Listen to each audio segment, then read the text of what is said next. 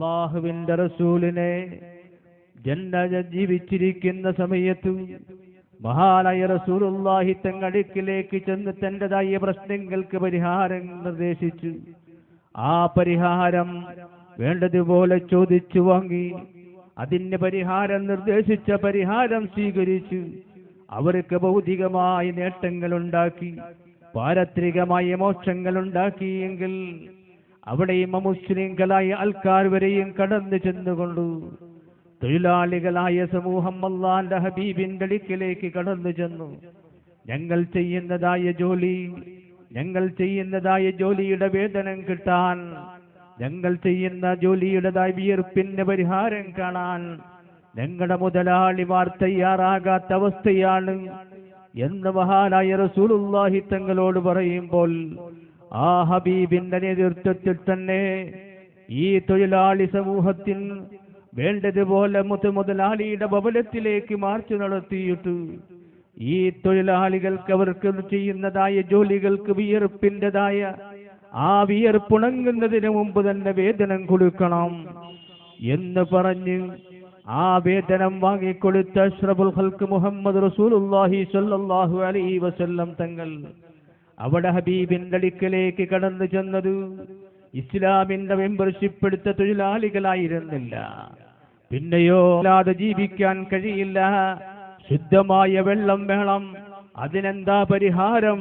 മഹാനായ അഷ്റഫുൽ ഖൽഖ് മുഹമ്മദ് റസൂലുള്ളാഹി വസിറാജം മുനീറാ, കത്തിജ്വലിക്കുന്ന ഗോളത്തിന്റെ മുന്നിലേക്ക് തന്റെ ആവലാദികളുമായി ചെല്ലുന്നതായ സുന്നത്ത് ജമാഅത്തിന്റെ കരുത്തരായ സ്വഹാബത്തുൽ കിറാം റളിയല്ലാഹു അൻഹും, ഓ പ്രവാചകരെ, അങ്ങ് ഞങ്ങൾക്ക് വെള്ളത്തിന് വേണ്ടി പ്രാർത്ഥിക്കണമെന്ന് പറഞ്ഞു ആ പരിഹാരത്തിന് വേണ്ടി ചെന്നതും മഹാനായ ഹബീബ് മുഹമ്മദ് മുസ്തഫ സല്ലല്ലാഹു അലൈഹി വസല്ലം തങ്ങളിലേക്കാണെങ്കിൽ ഇതുപോലെ എത്ര കാര്യങ്ങളാണ് ആ ഹബീബിന്റെ മുന്നിലേക്ക് തന്റെ ജീവിതകാലത്ത് ചെന്ന് തന്റേതായ വിഷയങ്ങൾ വേണ്ടതുപോലെ ആവലാതിപ്പെട്ടുകൊണ്ട് ആ പ്രശ്നങ്ങൾക്ക് പരിഹാരം കാണാൻ മഹാന്മാരായ സ്വഹാബത്തുൽ കിറാമും മനുഷ്യ സ്നേഹികളും അതിനുവേണ്ടി തയ്യാറായിട്ടുണ്ടെങ്കിൽ വഫാത്തായതിന് ശേഷവും മഹാനായ ഹബീബ് മുഹമ്മദ് മുസ്തഫ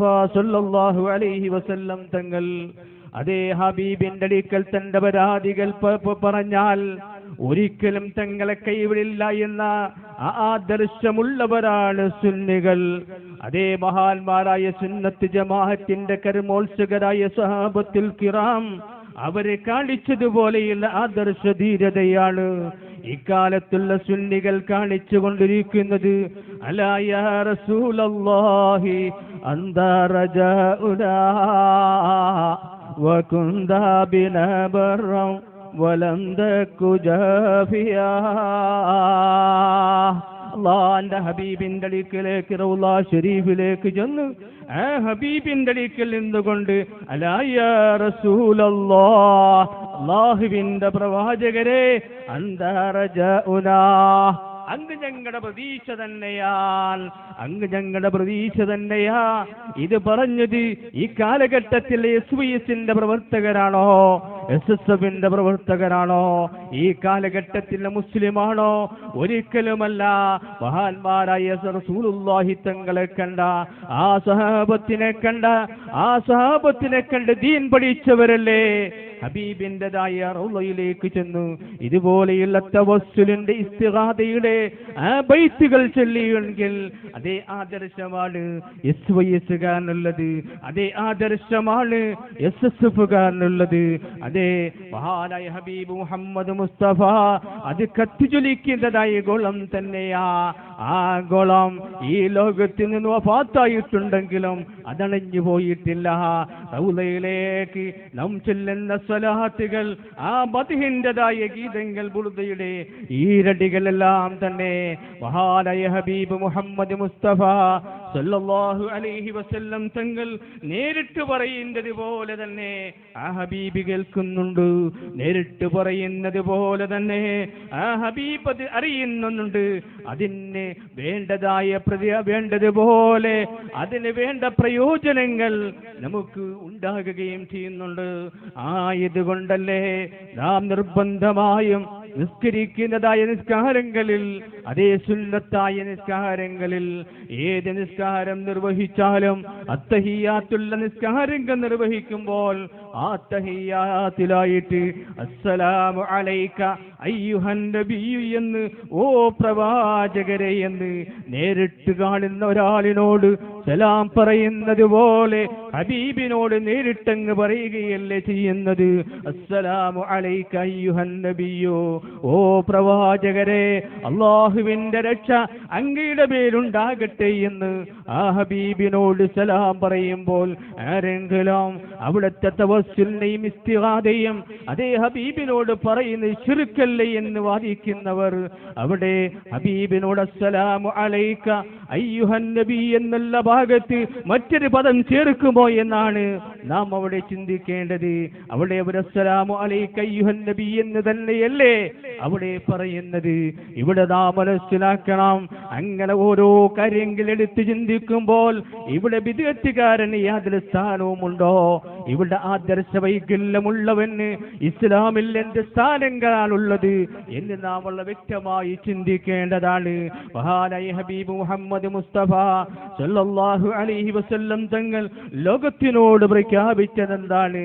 ഹയാത്തി ഖൈറുൽ ലക്കും വമാത്തി ഖൈറുൽ ലക്കും, എന്റെ ജനനം, എന്റെ ജീവിതം നിങ്ങൾക്ക് ഹൈറാൻ, എന്റെ മരണവും നിങ്ങൾക്ക് ഹൈറ് തന്നെയാ.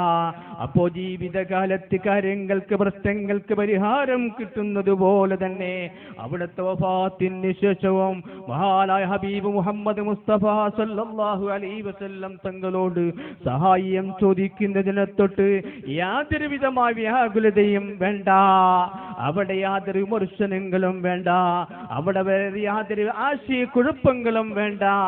ജീവിതകാലത്ത് കാര്യങ്ങൾക്ക് വേണ്ടതുപോലെ പ്രശ്നങ്ങൾ, പരാതികൾ പറയുന്നത് പോലെ വഫാത്തിന് ശേഷവും അവിടെ പരാതികൾ പറയപ്പെടാനും ആ പരാതികൾ സ്വീകരിക്കപ്പെടാനും മഹാനായ ഹബീബ് മുഹമ്മദ് മുസ്തഫ സല്ലല്ലാഹു അലൈഹി വസല്ലം തങ്ങൾ അവിടെ സന്നദ്ധനാൽ. അങ്ങനെയുള്ള കഴിവാണ് അല്ലാഹു നൽകിയിട്ടുള്ളത്.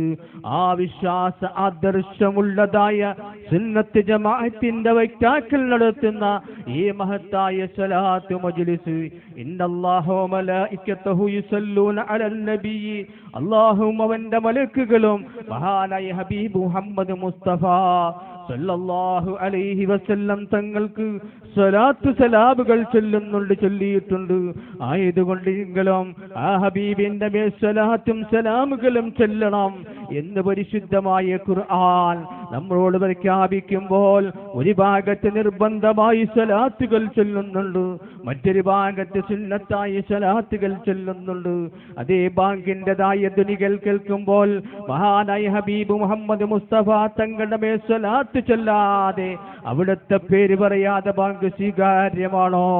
നിസ്കാരം നിർവഹിക്കുന്ന നമുക്ക് ആ ഹബീബിന്റെ പേരെടുത്ത് പറഞ്ഞ് സലാം പറയാതെ നമ്മുടെ നിസ്കാരം സാധുവാകുമോ? വർമാമാസന ആഴ്ചകളിൽ നിർവഹിക്കപ്പെടുന്ന ജുമാ നിസ്കാരത്തിന്റെ ആ പ്രധാന ഘടകമാകുന്ന ഖുതുബയിൽ ഹബീബിന്റെ പേരെടുത്ത് പറഞ്ഞുകൊണ്ട് സലാം ചൊല്ലാതെ, സ്വലാത്ത് ചൊല്ലാതെ ആ ജുമാ നിസ്കാരം സഹീഹാകുമോ? ഇങ്ങനെ നിത്യം നിർവഹിക്കുന്നതായ ആ നിസ്കാരങ്ങളിലും എല്ലാ ആരാധനാ കർമ്മങ്ങളിലും എല്ലാം ഹബീബിന്റെ പേരുച്ചരിച്ചുകൊണ്ടുള്ള ആ കർമ്മമാണ്, വിശ്വാസമാണ്, ആദർശമാണ് മുസ്ലിം സമൂഹമേ നമുക്കുള്ളത്. ആയതിനാൽ ആ ഹബീബ് നമ്മുടെ വിളി കേൾക്കുന്നുണ്ട്, നമ്മുടെ പരാതി കേൾക്കുന്നുണ്ട്, നമ്മുടെ വേദനകൾ അറിയുന്നുണ്ടെന്ന് മനസ്സിലാക്കി ആ വേദനയ്ക്ക് വേണ്ടതായ കാര്യങ്ങൾ അതേ ചോദിക്കാനും അത് സിദ്ധിക്കാനും അനുഗ്രഹം സിദ്ധിക്കാനും വേണ്ട മാർഗങ്ങൾ അവലംബിച്ചുകൊണ്ട് നമ്മുടെ ജീവിതത്തിന്റെ ലക്ഷ്യം ഈ ഭൗതികമായ ലോകം അല്ല, ഇവിടെ ഭൗതികമായ ലോകത്ത് ഒരുപക്ഷേ നാം ഇതിൽ നിന്ന് വിട്ടുനിന്നാൽ നമുക്ക് ഭൗതികമായ ഒരുപാട് സമ്പത്തുണ്ടാക്കാം, ഭൗതികമായ ഒരുപാട് നേട്ടങ്ങൾ ഉണ്ടാക്കാം, ഈ ഭൗതികമായ ലോകത്ത് ഒരുപാട് സ്ഥാനമാനങ്ങൾ ഉണ്ടാക്കാൻ കഴിയും. ഔദ്യോഗിക സ്ഥാനങ്ങളിൽ അതുപോലെ ഭരണസ്ഥിര കേന്ദ്രങ്ങളിലെല്ലാം ഒരുപക്ഷെ നമുക്ക് കടന്നു ചെല്ലാൻ കഴിയും. നമ്മുടെ ഉദ്ദേശ ലക്ഷ്യം അതാണോ? നമ്മുടെ ഉദ്ദേശ ലക്ഷ്യം നാളെ പാരത്രികമായ ലോകം അല്ലേ? നാളെ ഖബറിൽ ചെല്ലുമ്പോൾ നമുക്ക് മരണം എന്ന സംഗതി ഉറപ്പുള്ളതല്ലേ? ആ മരണപ്പെട്ട് ഖബറിൽ ചെന്നാൽ അവിടെയും ഹബീബിനെ നമുക്ക് മറക്കാൻ കഴിയുമോ? അവിടെയും നമ്മളോട് ചോദിക്കുന്നത് അതേ ഹബീബിനെ സംബന്ധിച്ച് ചോദിക്കുന്നില്ലേ? അള്ളാന്റെ റസൂലിനെ സംബന്ധിച്ച് ചോദിക്കുന്നില്ലേ? അതിന് മറുപടി പറയാതെ നമുക്ക് രക്ഷപ്പെടാൻ കഴിയുമോ? ആയതിനാൽ നാളെ ഖബറിൽ ചെല്ലുമ്പോൾ ആ ഖബറിൽ ചോദിക്കുന്ന ചോദ്യത്തിന് മറുപടി പറയാൻ ഒരു നെറ്റ്വർക്ക് സംവിധാനം, സലാത്തുകൾ അധികരിപ്പിച്ച് അതുപോലെ ബുർദ ചൊല്ലി ആ മദ്ഹ് കീർത്തനങ്ങൾ ചൊല്ലിയെങ്കിൽ മാത്രമേ അതേ ആ കാണുന്നത് ഞാൻ സ്നേഹിച്ചതായ എന്റെ ഹബീബ് മുഹമ്മദ് മുസ്തഫ സല്ലല്ലാഹു അലൈഹി വസല്ലം തങ്ങളാണ്, അള്ളാഹുവിന്റെ റസൂലാണെന്ന് മുൻകറിന് കീറിന് മറുപടി പറയാൻ നമ്മെ കൊണ്ട് സാധിക്കുകയുള്ളൂ.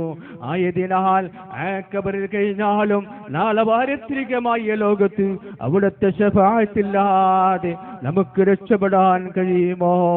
ആയതിനാൽ ആ ശഫാഅത്ത് വേണമോ? അവിടുത്തെ തണല് വേണമോ? നമ്മുടെ ഉദ്ദേശ ലക്ഷ്യമായ റബ്ബിൻ്റെതായ ലിഖാ നമുക്ക് വേണമോ? ഹബീബിനെ വിട്ടുകൊണ്ടുള്ള വിശ്വാസം നമുക്ക് വേണ്ട, ഒരു ആദർശം നമുക്ക് വേണ്ട. ഭൗതികമായ ചിന്താഗതികൾ തള്ളിയിട്ട് യഥാർത്ഥമായ ആദർശ ലക്ഷ്യത്തിൽ ഉറച്ചു നിന്നുകൊണ്ട് നാം പ്രവർത്തിക്കാൻ തയ്യാറാകുക. അല്ലാഹു അതിന് തൗഫീഖ് ചെയ്യുമാറാകട്ടെ. നമ്മുടെ മുൻഗാമികൾ കാണിച്ചതായ ആ പാരമ്പര്യത്തിൽ നിന്നും എന്ന് നാം പടിയിറങ്ങിയിട്ടുണ്ടോ അന്നല്ലേ നമുക്ക് പ്രശ്നങ്ങൾ ഉണ്ടായത്, നമുക്ക് ശത്രുക്കൾ ഉണ്ടായത്. ആ പാരമ്പര്യത്തിൽ നിന്ന് പടിയിറങ്ങിയത് എവിടുന്നാണോ നാം ഇറങ്ങിയത് അവിടേക്ക് കയറാൻ നാം തയ്യാറാകുന്ന കാലഘട്ടം വരെ നമുക്ക് നമ്മുടെ പ്രശ്നങ്ങൾക്ക് പരിഹാരമുണ്ടാകുകയില്ല. നമ്മുടെ ശത്രുക്കളെ ഉദിച്ചു നിൽക്കാൻ നമുക്ക് കഴിയില്ല. നാം ഇറങ്ങി വന്ന ആ പാരമ്പര്യത്തിൽ നിന്നും എവിടെ വെച്ചാണോ പാരമ്പര്യം മുറിച്ചത് അവിടേക്ക് ആ കണ്ണ് ചേർക്കാൻ, ആ പാരമ്പര്യത്തിലേക്ക് കടന്നു ചെല്ലാൻ എന്റെ മുസ്ലിം ഉമ്മത്തെ നാം തയ്യാറാകുന്നിടത്ത് വെച്ചാണ് നമ്മുടെ പ്രശ്നങ്ങൾക്ക് പരിഹാരം എന്ന് മനസ്സിലാക്കി അതിലേക്ക് മടങ്ങാൻ, യഥാർത്ഥ പാതയിൽ അടിയുറച്ചുകൊണ്ട് പ്രവർത്തിക്കാൻ അതുവഴി ഹബീബ് മുഹമ്മദ്